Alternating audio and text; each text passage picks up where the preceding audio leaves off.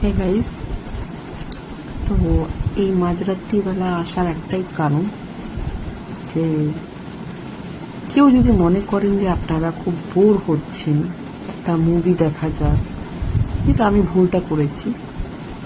Bore হচ্ছিলাম, ভাবলাম একটা মুভি দেখে নিই, নতুন এসছে গেম চেঞ্জার, সাউথের movie, dubbed in Hindi of course.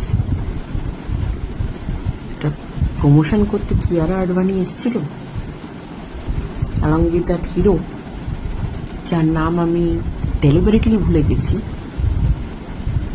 বইটা দেখার পর এমন একটা এফেক্ট এসছে মাথার মধ্যে যে গজনীর রোগটা হাফ ধরে গেছে। এই বইটার প্রমোশন করতে সে বিগ বসে এসেছিল। সালমান খান যদি এই বইটা আগে দেখে নিত না, স্টেজে দাঁড়াতে দিত না, বলতে নেবে স্টেজ থেকে নাম তারপরে প্রমোশন কর। মানে বইটা এতটা দেখে আমি শকড হয়ে গেছি, দিমাগে দাহি করে দিল। প্লটের কোনো ছিরি নেই।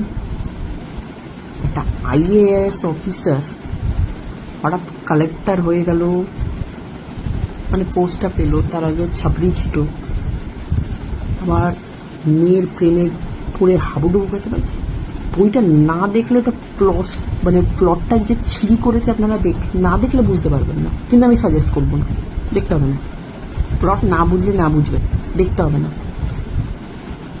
মানে আমি জাস্ট আপনাদেরকে একটা ওয়ার্নিং দিতেলাম যে যা তা বই রাত্রিবেলা খুলে বসবেন, নইলে আমার মতন অবস্থা হবে। এই মাঝরাতে এসে আপনাদের রিভিউ দিচ্ছি, আপনারাও দিতে বসবেন। ভয়ানক এক্সপিরিয়েন্স ছিল, যেটা আমি মুখে বলে বোঝাতে পারবো না।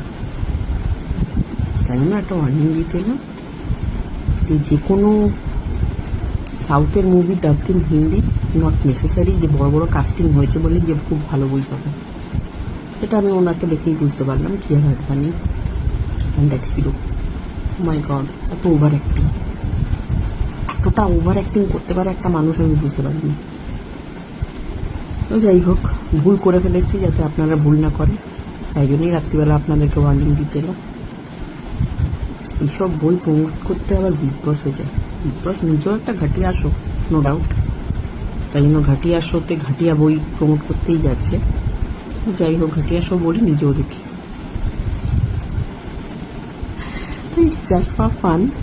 দেখতে হলে দেখুন, আফসোস করতে হলে করুন, কিন্তু দেখে আমার মতনই অবস্থা হবে। চাতক পাখির মতন বসে থাকবেন, এটা কি হলো।